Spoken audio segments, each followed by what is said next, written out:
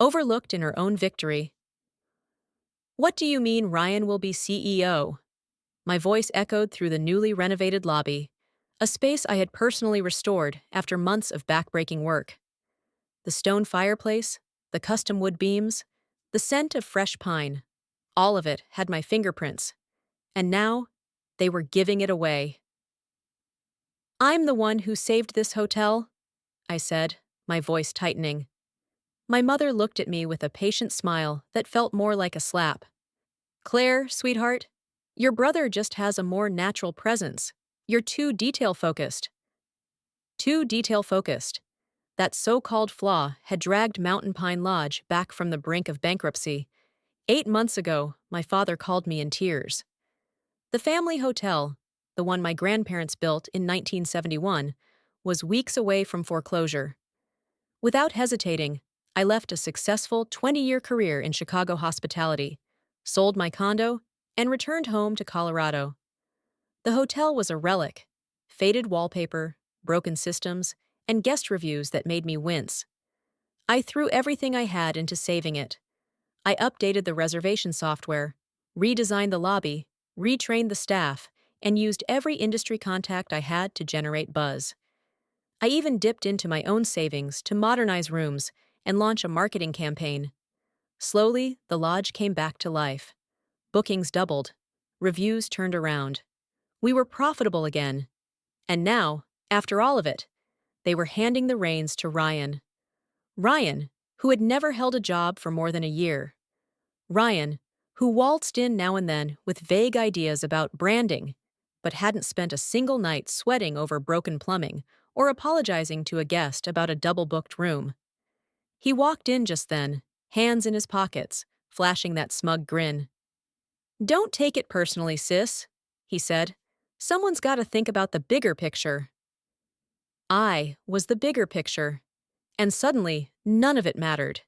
Tonight, at the staff meeting, my parents planned to announce Ryan as CEO. The same meeting where I was supposed to present our record-breaking quarterly performance. I wasn't just being pushed aside, I was being erased. I glanced toward Sarah, our head housekeeper of 20 years. She'd seen it all. She knew who had saved this place. But like me, she had to watch in silence as the wrong person took credit. Something in me shifted. Not rage, not even sorrow. Something deeper. Clarity. I would not fight. I would not beg. But I would not stay still either. Have you ever given everything, your time, your love, your energy, only to be pushed aside when success finally came? What would it take for you to stop seeking validation and start building something that is truly yours? A new beginning in the shadow of betrayal. The snow crunched beneath my boots as I stood in front of the "For Sale" sign at the edge of the old Timberline Ridge property.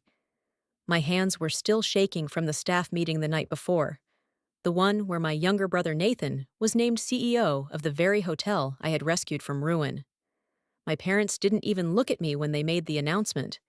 They acted like the decision was logical, as if Nathan had somehow earned it, even though he'd never spent more than a weekend actually working there.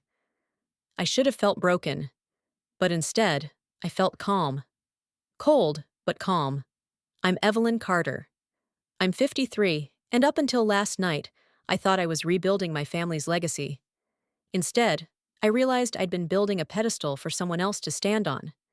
That morning, after leaving the lodge without a word, I drove around aimlessly until I spotted the old Timberline Ridge Inn, boarded up and forgotten. It used to be our main competition, a rustic lodge nestled higher on the mountain, closer to the ski trails and with a better view of the valley. It had closed down last season after years of decline, but the bones were still there. The space had potential. Real potential. I sat in my car for nearly an hour, staring at the empty building, remembering every slight, every meeting where my suggestions were ignored, every moment Nathan took credit for work he never did. And then, without fully realizing I'd made the decision, I pulled out my phone and called a realtor. By the end of the day, I had a walkthrough scheduled and my financing options in motion. I didn't tell my parents. I didn't even tell my closest friend. I needed this to be mine. Uncompromised, unchallenged, unshared. The next few months moved fast. I poured every remaining dollar into transforming Timberline Ridge into something bold, elegant, and deeply personal. I renamed it the Vista, a nod to the sweeping views that wrapped around the building like a promise. This time, no one would undermine my vision. While Nathan hosted cocktail hours and conference calls at the family lodge, I was meeting with contractors at dawn, picking out stone tiles, sourcing reclaimed wood from Montana, and building a team of professionals who believed in what I was doing. Some of them, like Margaret, our new guest services lead, were people who had quit the old lodge in frustration after Nathan took over. I didn't advertise what I was doing. I didn't need to. Word traveled fast in a small town. Some said I was bitter, trying to compete with my own blood. Others, the ones who knew me, quietly offered their support and contacts.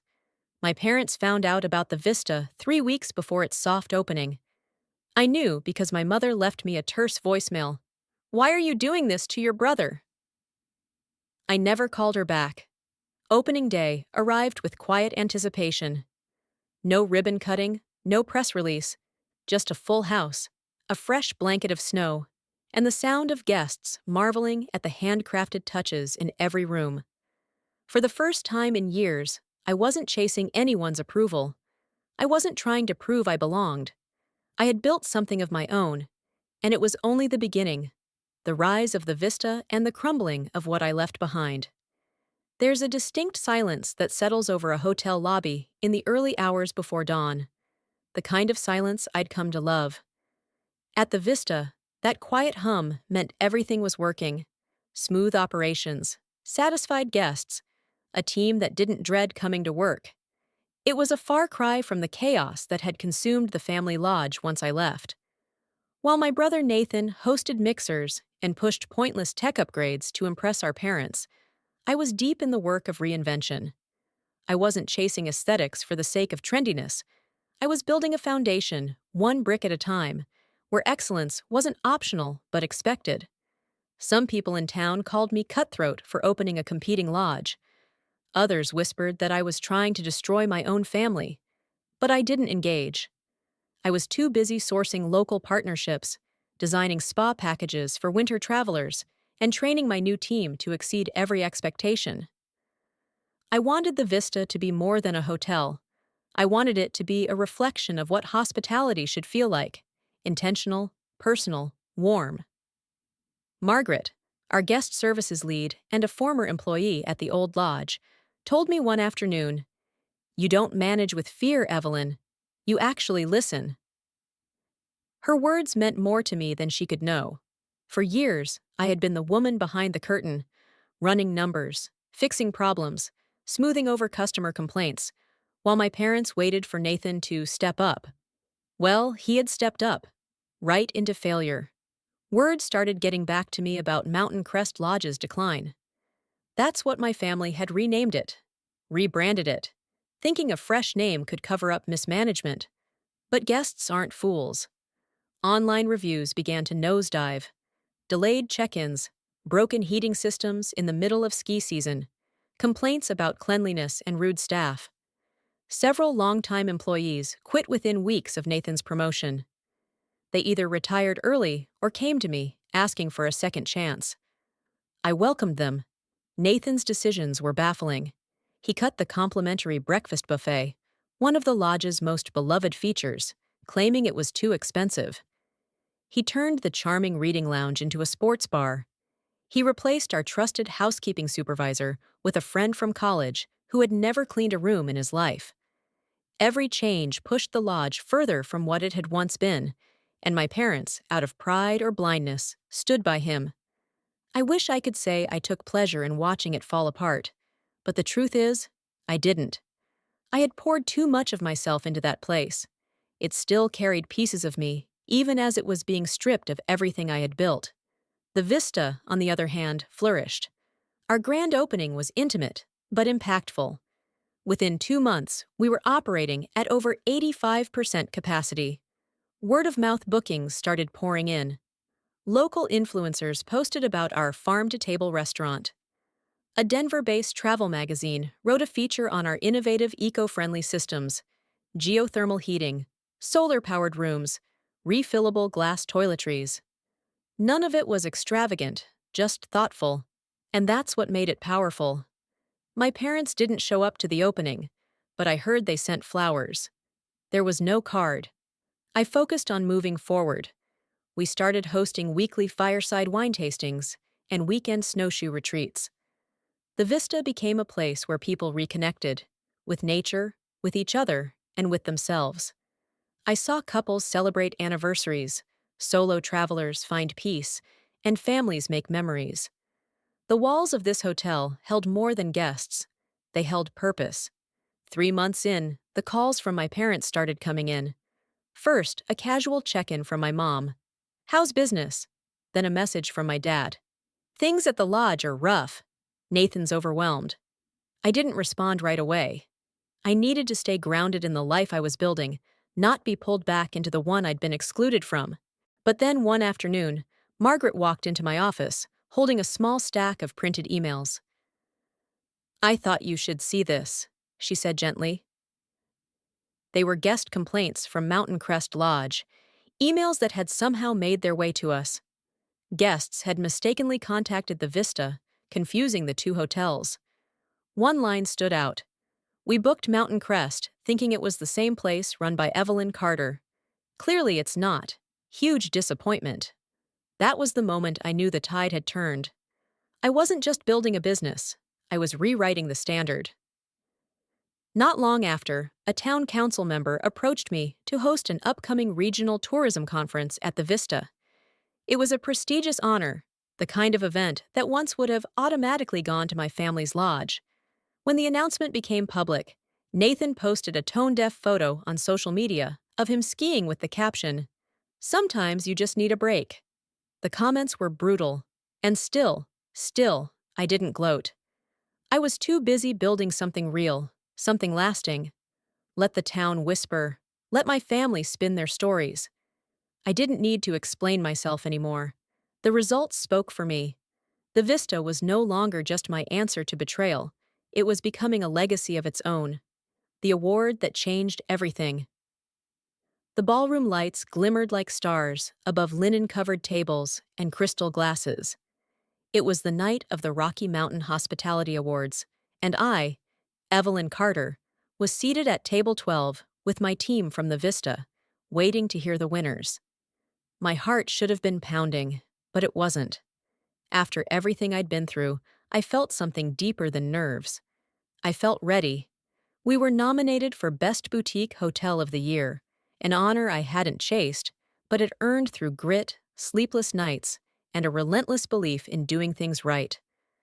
All around me, my staff, many of whom had once walked away from the mismanaged Mountain Crest Lodge, buzzed with excitement. For them, this wasn't just a job. It was redemption. I scanned the room, and that's when I saw them. My parents. Sitting at the back, away from the industry elite, dressed in formal wear but wearing unfamiliar expressions. My mother, usually poised, clutched her evening bag tightly. My father's shoulders were stiff, his gaze fixed on the stage like he was bracing for something he didn't want to witness. They hadn't told me they'd be here. Honestly, I hadn't expected them to come. As the MC moved through the categories, polite applause followed each announcement. When our category came up, I held my breath, but not out of fear. This wasn't about winning anymore. It was about arriving. "And the award for Best Boutique Hotel of the Year," the announcer paused with a practiced smile, "goes to the Vista, Aspen." The room exploded into applause. My staff leapt to their feet. Margaret squeezed my hand as I stood up. I could hear her whisper, "You did this, Evelyn. You made this real." Walking to the stage, heels clicking against polished floors, I spotted my parents again. My mother's eyes glistened. My father gave a slow, reluctant nod. There was no applause from their table. The moment I reached the podium, the room quieted. I looked out across the crowd, colleagues, former skeptics, people who once doubted me, and then down at the award in my hand. It was heavier than I expected. I want to thank my team, I began, voice steady. This award belongs to every single one of you who believed in the power of starting over, even when it wasn't easy, even when it meant walking away from comfort or family expectations. A few polite chuckles stirred at that last line, but I didn't flinch. I also want to thank the place where I first fell in love with hospitality. It wasn't perfect, and it wasn't always kind, but it taught me that when people overlook you, underestimate you, or refuse to see your worth, sometimes the best thing you can do is build something so undeniable they have no choice but to see it. The applause came slowly at first, then swelled as I left the stage. Reporters swarmed for photos. A local magazine editor asked for an interview. As I answered questions about eco-initiatives and guest experience, I noticed my parents standing nearby, listening quietly. That night, the editor confirmed something privately.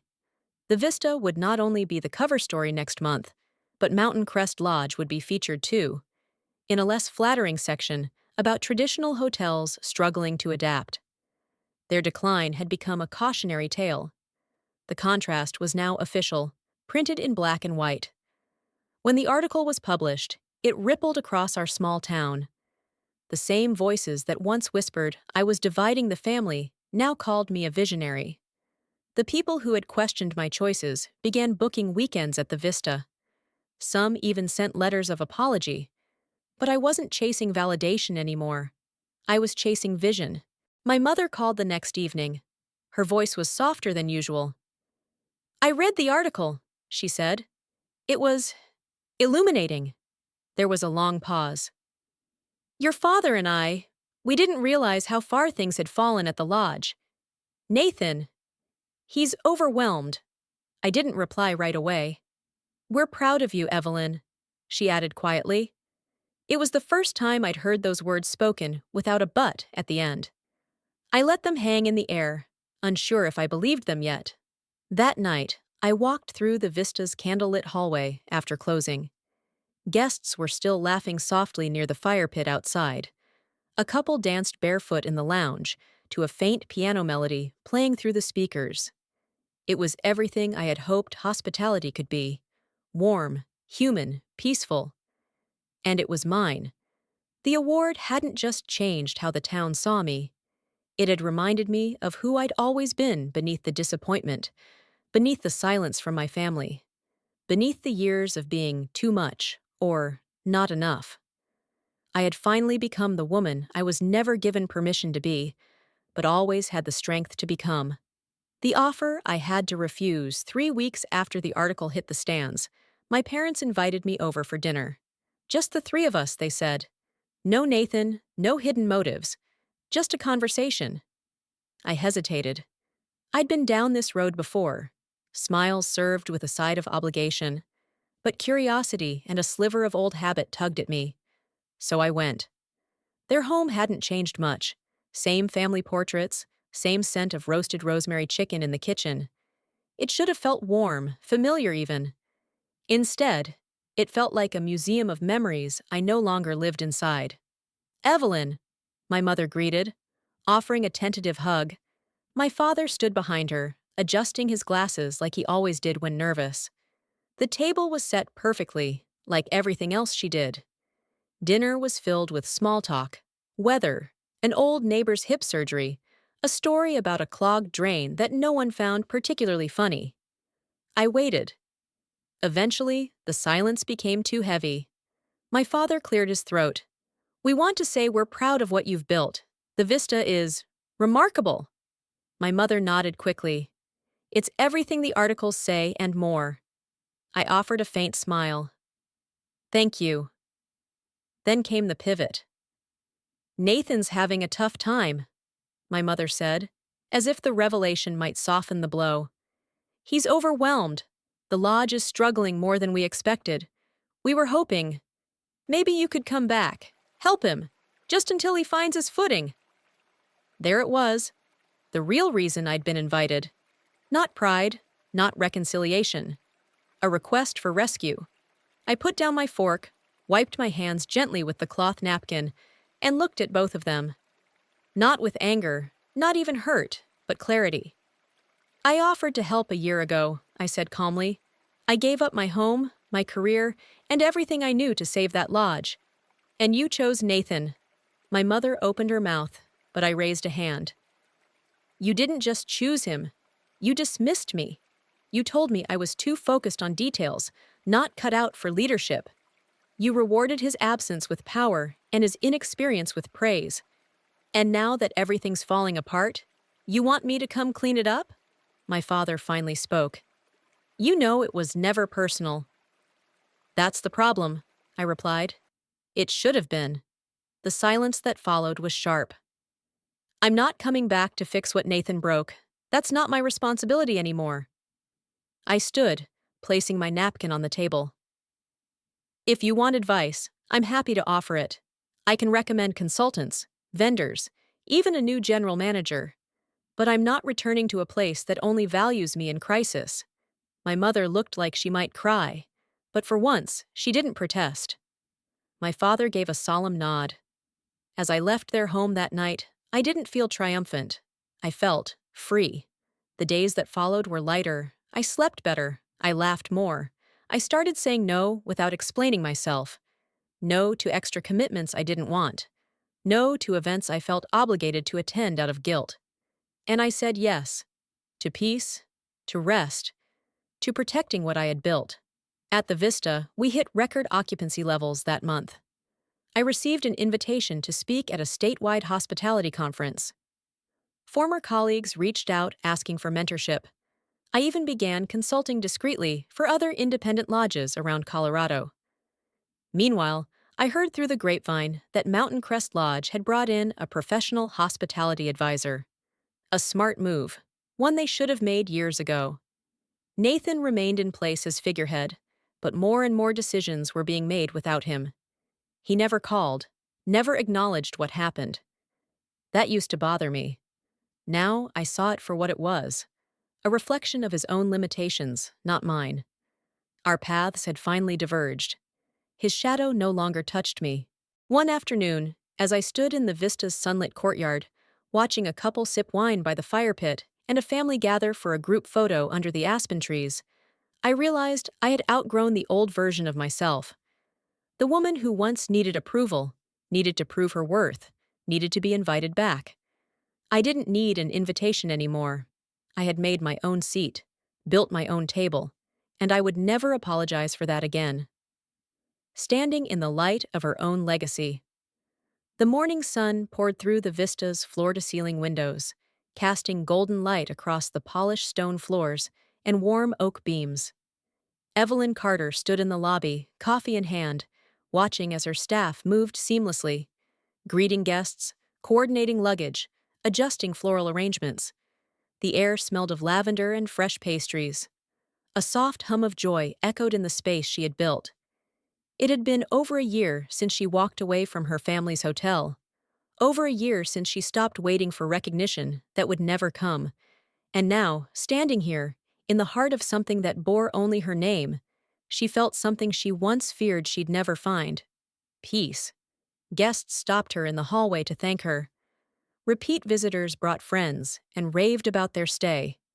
Every corner of the Vista reflected her vision, thoughtful, warm, and quietly elegant. But the part Evelyn cherished most wasn't the praise. It was the team. The people who had chosen her, trusted her, followed her lead not because of blood ties or obligation, but because they believed in what they were creating together. Margaret, her guest services lead, often joked, "I've never felt this respected in 20 years of hospitality." And Evelyn would smile, knowing exactly what that felt like. Because for decades, she had worked tirelessly, only to be met with half-hearted nods and backhanded compliments. Not anymore. Outside the hotel, Evelyn had started to rebuild too. She reconnected with old friends from Chicago. Some visited Aspen and stayed at the Vista. Others invited her to dinners or sent photos of their kids she hadn't seen in years. She no longer missed birthdays or felt tethered to answering every call from her family. Instead, she made space for relationships that gave back, not just took. There were quiet evenings, of course, when memory crept in, moments when Evelyn would sit on the balcony with a glass of red wine, watching snowflakes drift down the mountain, and wonder if her parents truly understood what they had lost. Not just a daughter, but a partner, a legacy builder. She never heard from Nathan again. No apology, no acknowledgement, and that silence, once deafening, had become bearable. Because in that silence, Evelyn found herself. She no longer measured her value by their acceptance. She didn't need a title or a seat at someone else's table. She had made her own path, one forged from rejection and refined through resilience, and the world had noticed. A national travel magazine named the Vista, one of the top 10 boutique hotels in the Rockies. Evelyn was featured in a segment on independent entrepreneurs redefining mountain tourism. The local business association awarded her Visionary of the Year, and she was invited to consult for a historic lodge undergoing renovation in Utah. But beyond the accolades was something deeper, a quiet knowing. She had taken what was meant to break her and turned it into a foundation, not for revenge, not for validation, but for purpose. Late one afternoon, while reviewing spring renovation plans for the rooftop terrace, Evelyn received a letter. Not an email, not a voicemail, but a real handwritten letter in her office inbox. The handwriting was familiar, her mother's. She hesitated before opening it. Inside, the note was short.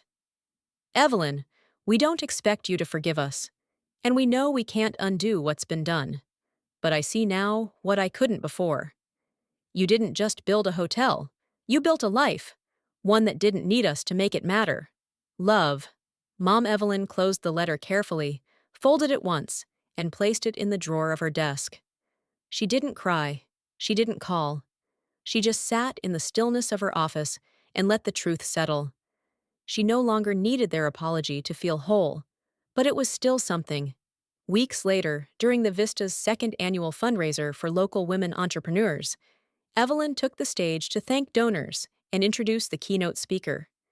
She looked around the packed room, local leaders, young founders, former clients, and first-time business owners, and saw a different kind of legacy unfolding, one she had created with her own two hands.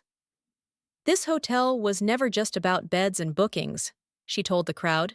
It was about proving that when the world tells you you're too much, too ambitious, too focused, you keep going. You build anyway. You rise anyway.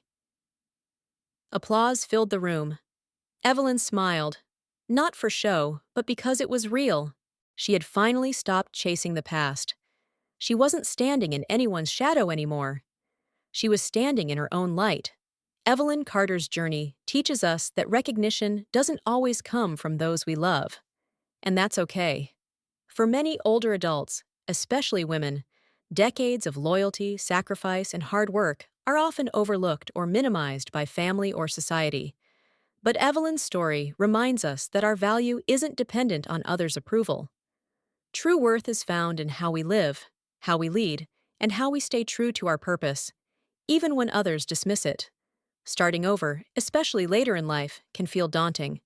But reinvention is always possible when it's rooted in self-respect and clarity. Evelyn didn't chase revenge. She built something meaningful out of pain.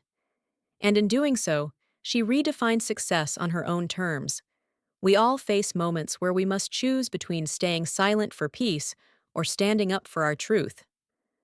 Evelyn chose the latter. She didn't wait for her family to see her. She became impossible to ignore. Her story is a call to action for anyone who's ever felt invisible. You don't need permission to thrive. Sometimes the most powerful legacy we can leave is not what we preserved, but what we dared to rebuild.